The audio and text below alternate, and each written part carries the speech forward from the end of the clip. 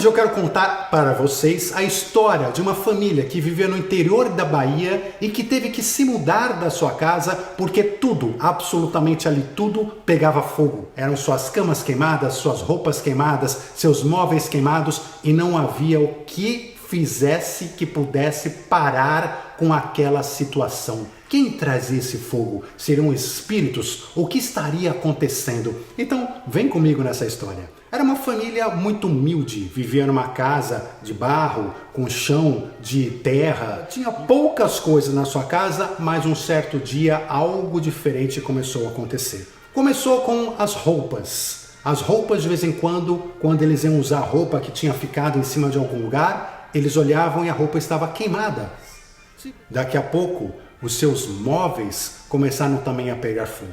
Eram cadeiras que de repente num dia simplesmente viravam cinzas. A cama, que era com palha, não tinha um colchão, era com palha, a palha pegava fogo, a cama simplesmente ia embora também. De repente eles começaram a acompanhar esse fogo e ver realmente o fogo acontecendo.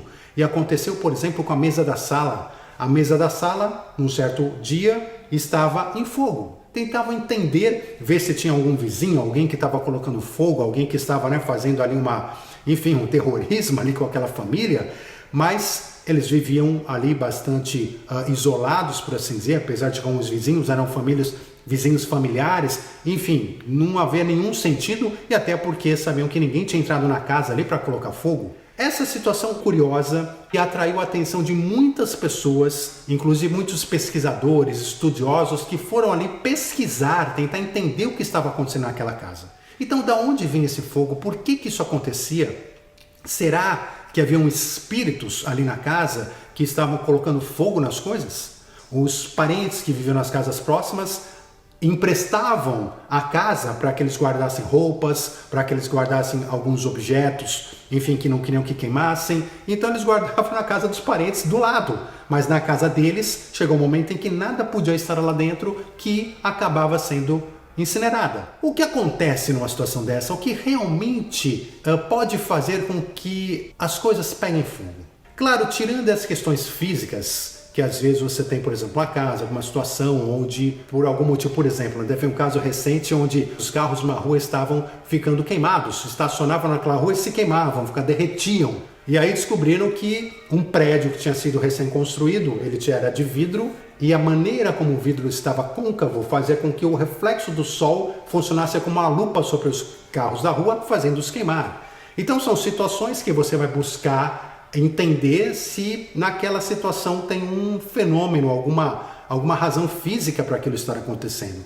Mas não era o caso porque, enfim, era imagine uma casa no interior da Bahia, e só a casa pegava fogo e os objetos especificamente dentro daquela casa. Existe também um estudo que fala sobre a possibilidade dos planos material e espiritual em conjunto colocarem fogo nas coisas, que seria exatamente a mesma situação do poltergeist, ou seja, quando espíritos num plano paralelo conseguem se manifestar fisicamente no nosso plano. Parece que essa manifestação física pode acontecer com movimentação de objetos, batidas, materializações ou através do fogo. O fogo seria uma dessas maneiras de manifestação espiritual. 99% dos casos estudados averiguaram que existe na residência, existe no local um médium de efeito físico, mesmo que ele não saiba que ele é um médium de efeito físico.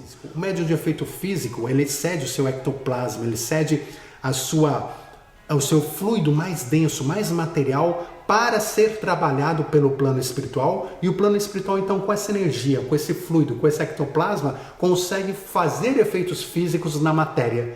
E acontece que a família teve de fato que se mudar, e aparentemente, pelos relatos que se tem, de fato aconteceram outros casos de combustão espontânea, ou seja, desse fogo que simplesmente apareceu na sua nova residência, o que reforça ainda mais essa ideia de que isso acontece através de uma mediunidade de alguém que mora naquela residência.